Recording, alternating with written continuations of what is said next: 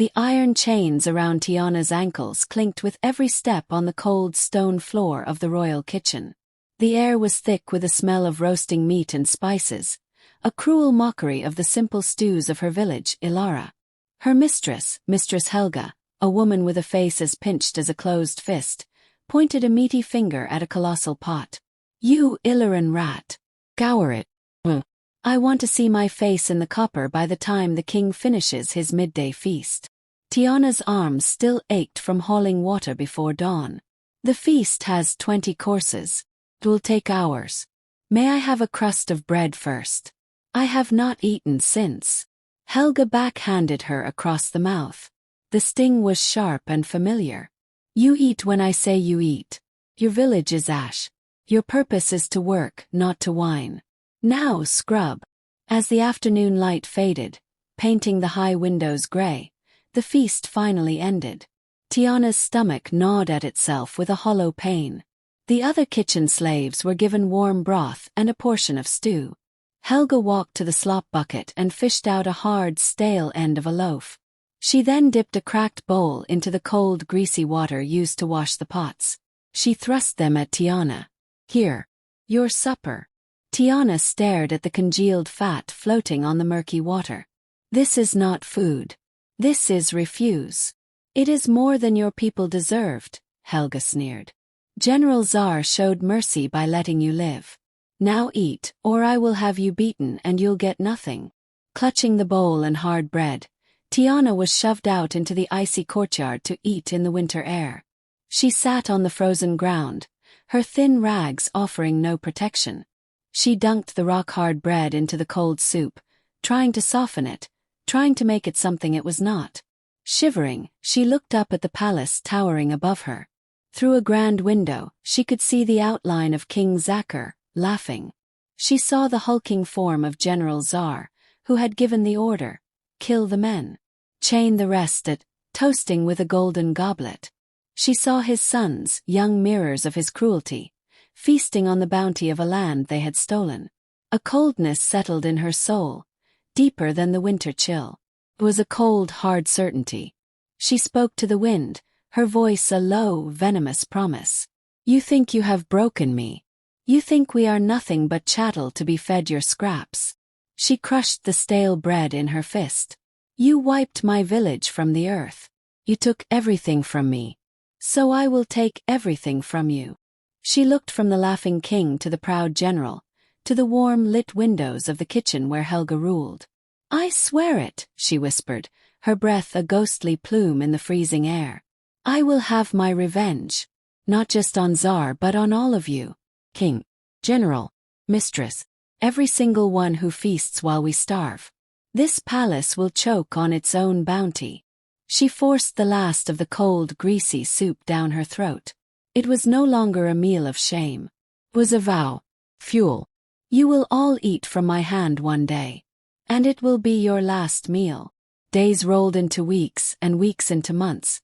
Tiana took all the shit thrown at her, knowing it would come to an end very soon. It was another tormenting day for her in the kitchen. The scent of roasting venison and rich wine in the royal kitchen suddenly curdled.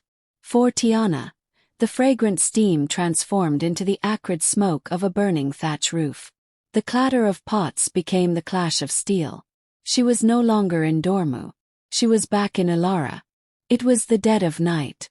The first sound was not a shout, but the scream of our watchman cut short. Then the thunder of horses and the splintering of doors. My father was at our threshold, his wood axe in hand. "Tiana, to the back. Go." But it was too late. A giant of a man in black armor, a helmet obscuring his face, kicked our door from its hinges. General Tsar. His sword was already red. "Spare the women and children. Kill the rest." His voice boomed not with fury but with cold, bored command. My father charged, a roar of defiance on his lips. For Ilara. Tsar didn't even flinch. He parried the axe blow with a deafening clang and drove his blade into my father's stomach. He hacked him to the ground. Just cut him down like a stalk of wheat. My mother didn't scream. She grabbed a hot iron from the hearth. "Run, Tiana. Hide! But a soldier was already on her. He grabbed her arm. My mother, my beautiful gentle mother, spun and drove the hot iron into the soldier's face. He howled, blinded. Tsar turned. He looked at my mother, not with anger, but with a kind of assessment. Then he swung his sword. Once. Froze. I couldn't run. I couldn't hide. I just stood there in the center of our small home, seeing my parents lying dead on the ground, both of them because of me. They died defending a daughter who was too terrified to move. Soldier grabbed me. I didn't fight. I just stared at their bodies as I was dragged away, the cold iron of a chain being locked around my wrist. A hot tear splashed into the pot of stew she was stirring. The memory was a physical pain, a fresh wound in her soul. Oh, Mama. Papa, she thought, her knuckles white on the ladle. I'm so sorry. I was so scared. I should have run. I should have fought. She wept silently, the tears cutting paths through the kitchen grime on her cheeks. The world around her was a blur of noise and oppression. They left me alone. In this cold, heartless world. They are feasting in their golden hall, and you are ashes. The grief was a bottomless pit. But at the very bottom of it, she found something else. Something hard and unyielding. Her quiet weeping stopped. She wiped her face with the back of her hand, leaving a clean streak. Her parents had not died for nothing. They had died for her. They had given her a life, not to live as a slave, but to use as a weapon. The ladle stopped stirring. Her hand tightened into a fist. This is for you, she promised them, her heart turning to stone. Your deaths will be avenged. I will make them all pay. I swear it. The following day, Helga buzzed over Tiana like flies over dead bodies. The broom handle struck the cold stone with a dull thud, a sound that echoed Tiana's own hollow existence. Mistress Helga had found a speck of dust on a forgotten statue of some long-dead king, sentencing Tiana to clean the dusty, abandoned western corridor. It was a punishment designed to waste hours of her night. As she pushed the broom, its bristles caught on a loose, rusted iron ring in the floor. Grunting, she yanked the broom free, but the ring lifted, revealing a hidden trapdoor. Her heart hammered against her ribs. Glancing around the empty corridor, she pulled the door open. A set of narrow, twisting stairs descended into utter blackness. The air that wafted up was cold and smelled of old parchment and dust. Answers, a voice whispered in her mind. Wait. That night, at the stroke of midnight, she returned, a stolen tallow candle in hand. The flickering light revealed a small, circular room, its walls lined with shelves buckling under the weight of ancient leather-bound books. Their spines were etched with symbols that seemed to drink the light. A witch's trove. Every night thereafter, she risked everything to sneak into the dark room. She devoured the texts, her fingers tracing complex incantations. She practiced, her whispers lost in the dust. She learned of poisons, of illusions, of calling upon shadows. And she learned of darker arts, necromancy, the pulling of threads that connected life and death. One night, as she chanted a particularly complex spell from a book bound in what felt like human skin, the symbols on the page began to glow. The room dissolved around her. The cold stone vanished, replaced by a swirling green mist. She was no longer in the hidden room, but standing in a desolate twilight moor. A figure emerged from the mist, tall and terrifyingly gaunt. Her eyes were pools of obsidian, her hair a flowing shadow. This was Morgana. Who dares? The voice was like grinding stone, echoing not in the air but inside Tiana's very skull. You are not of the blood. You trespass on sacred ground. You play with forces that will unmake your mortal soul. Terror seized Tiana, colder than any chain. She fell to her knees, pressing her forehead against the phantom ground. Please. Great One, please. I meant no disrespect. Your intent is irrelevant. The law is ancient. The punishment is eternal. Morgana raised a hand, dark energy crackling around her fingers. Wait. Tiana cried, looking up, tears streaming down her face. Punish me, take my soul, do what you will. But grant me one thing first. Let me use the power. Just once. Let me have vengeance on the men who wiped my village from the earth, who slaughtered my parents before my eyes. After I am done, my soul is yours. I have nothing else. Morgana's arm lowered. The void-like eyes studied the raw, aching pain in Tiana's. She saw the truth there, the scorched earth, the blood-soaked memories. Such pain, such delicious hatred, Morgana mused, a cruel smile touching her lips. Very well, little moth. I will grant you the flame to burn your enemies. But know this. The moment your vengeance is complete, your soul is forfeit. It will be mine for all eternity. Do you accept this contract? I accept, Tiana said without hesitation. I accept. So be it. Morgana slashed her own palm with a sharp, black nail. Instead of blood, a liquid darkness dripped forth. She let it fall into a sudden gout of green fire that erupted between them. The flame roared, consuming the offering. Then Morgana reached out. Her icy fingers touched Tiana's chest, right over her heart, and then her forehead. Receive the ancient dark, child of dust. And bear its weight. Agony. Pure seismic power erupted into Tiana, a torrent of energy too vast, too ancient for her mortal frame. It felt like her veins were filling with molten lead, her bones cracking under the pressure, her mind stretching to the breaking point. She screamed, a silent, raw sound in her throat, but she did not pull away. She took it all, every jolt, every shred of torment, letting it fuel the furnace of her hatred. The world shattered again. She gasped, collapsing onto the cold stone floor of the hidden room. The book lay closed before her. Her body thrummed with a terrifying new power, a deep, resonant hum in her blood. She slowly unclenched her fists. She looked at her hands, seeing not just skin and bone but potential. She could feel the shadows in the room leaning toward her, waiting for a command. A slow, cold smile finally touched her lips. General Tsar, she whispered to the darkness. Your feast is almost ready. Days later, the royal kitchen was a sweltering pit of noise and tension. A great feast for the returning generals was underway, and Mistress Helga was in a fouler mood than usual. Faster, you Illyrian rat! Helga screeched, yanking Tiana's hair so hard she saw stars. The general's favorite spiced wine. Well, or I'll have you whipped raw. Tiana stumbled, clutching the heavy pitcher. The familiar hatred boiled inside her, but now it was different. It was amplified. A new, icy voice slithered into her mind, whispering from the shadows only she could hear. Such a petty creature. She pulls your hair as Tsar pulled his sword. End her. A flick of your wrist is all it would take. No, Tiana muttered under her breath, shaking her head. Not yet. Not like this. Helga heard her. The woman's eyes bulged with fury. Did you mutter something, slave? She stalked over and slapped Tiana hard across the face. You think you can talk back to me? You are nothing. You are less than the slop I feed the hounds.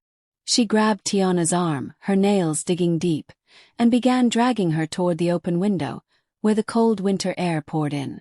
Perhaps you need to cool your head in the snow.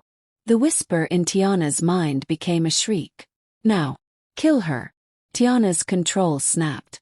A wave of pure, raw power erupted from her. She didn't even gesture. She just willed it.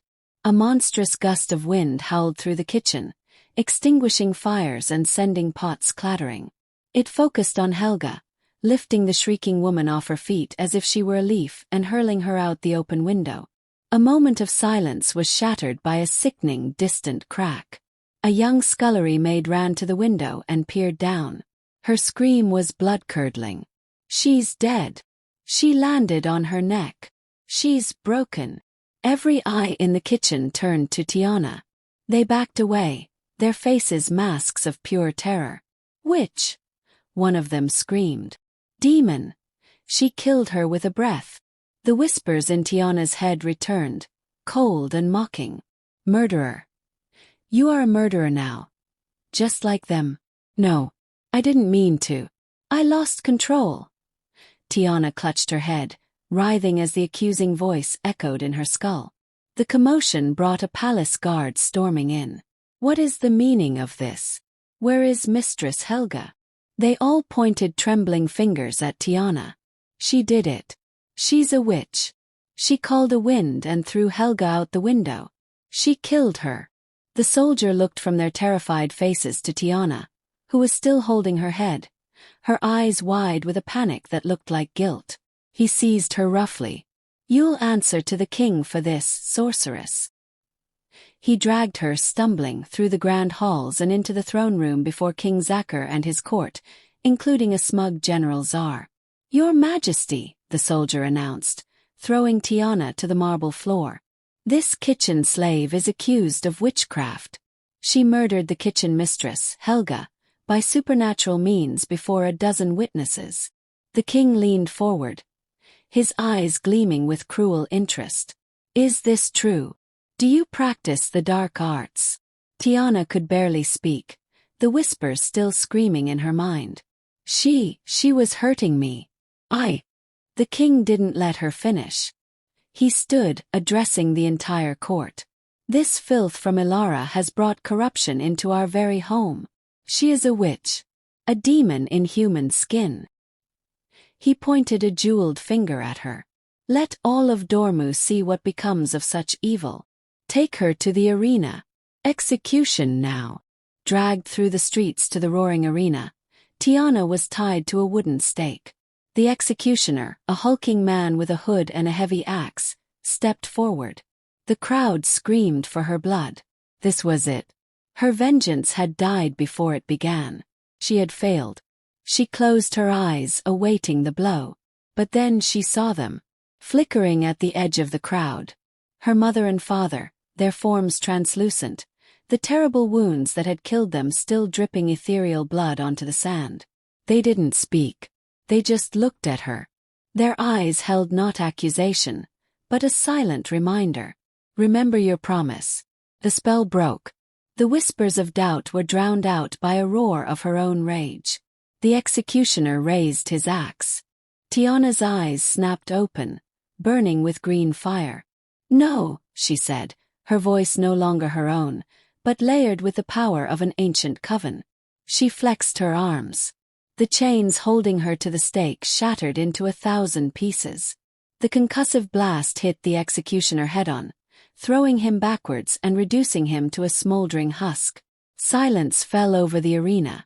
Tiana stood free, power crackling around her fists.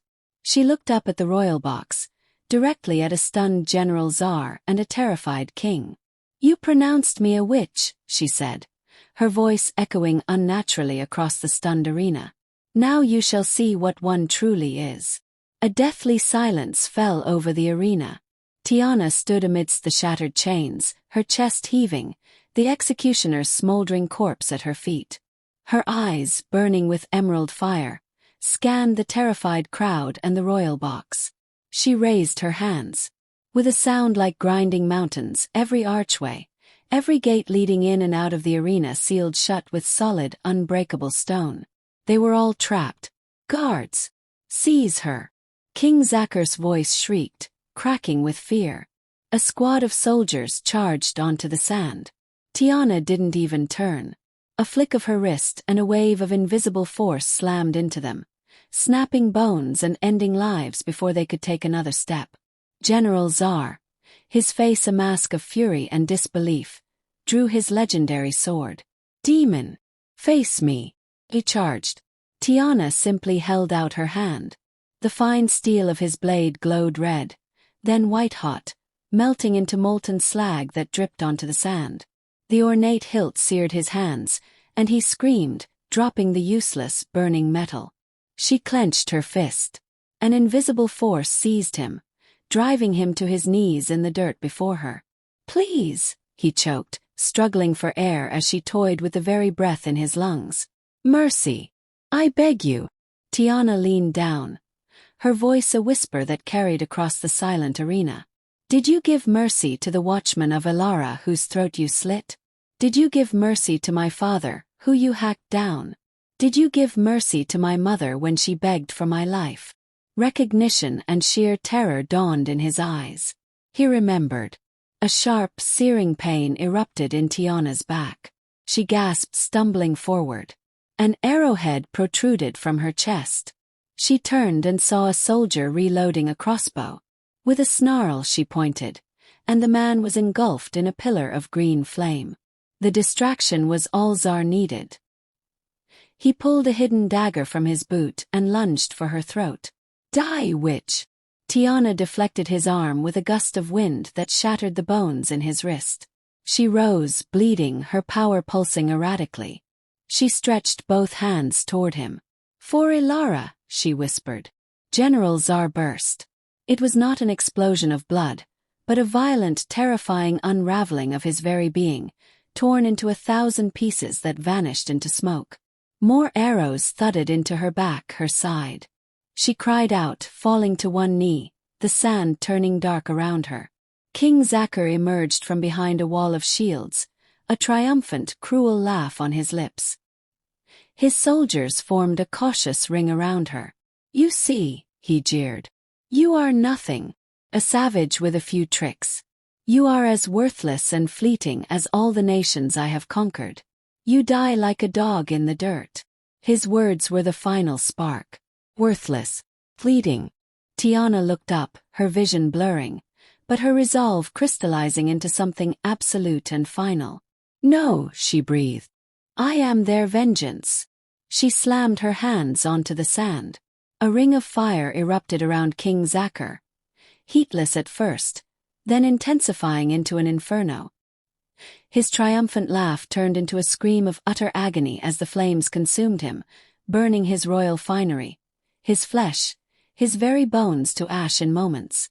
The soldiers stared in horror at the pile of cinders that was their king. They raised their weapons. Tiana gave them no time. A wave of absolute cold radiated from her. It flash-froze the moisture in the air, in their lungs, in their very blood. In an instant, the entire squad stood motionless, encased in solid ice, their faces locked in final screams. The last of her strength spent, Tiana collapsed onto the cold sand, unconscious, surrounded by an arena of death, the whispers of her contract finally silent. The world did not fade to black, but to a familiar, swirling green mist. The searing pain from the arrows was gone, replaced by a deep, hollow ache in her soul. Tiana found herself kneeling once more on the phantom ground of the desolate moor. Before her stood Morgana, her form towering and immutable. Tiana bowed her head, her voice a broken whisper. My vengeance is complete. The contract is fulfilled. Am ready. Take my soul. She waited for the cold touch of oblivion, for the eternal torment promised. But it did not come. Instead, Morgana's voice, though still ancient and powerful, had lost its edge of cruel amusement. Look at me, child. Tiana forced her eyes upward. I have walked through the ashes of your revenge, Morgana intoned. I saw the fire, the ice, the fear in the tyrant's eyes. I felt the purity of your hatred. It is familiar. The dark witch's gaze seemed to look through her, into a past millennia old. Once, a rival coven burned my sisters alive. I too made a dark pact for power. I too laid waste to my enemies until nothing remained but blood and memory. I claimed my vengeance as you claimed yours. And I was left with nothing but an eternity of emptiness.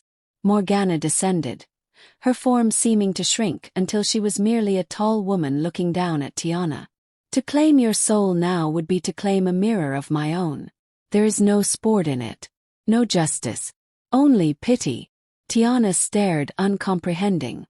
What are you saying? I am granting you your life back, Morgana said, her voice final. The power remains within you.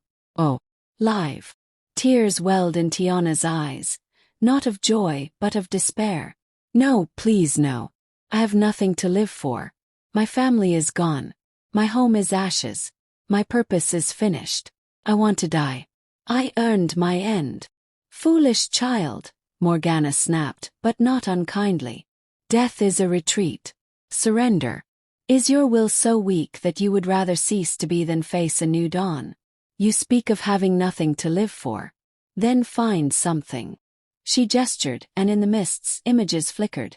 A slave girl being whipped in a field, a chain gang mining in a pit, a mother weeping as her child was taken away. You have felt the lash and tasted the cold bread of despair. You hold a power that can shatter chains. Will you truly choose death when you could be the shield for those who now stand where you once stood? When you could set them free?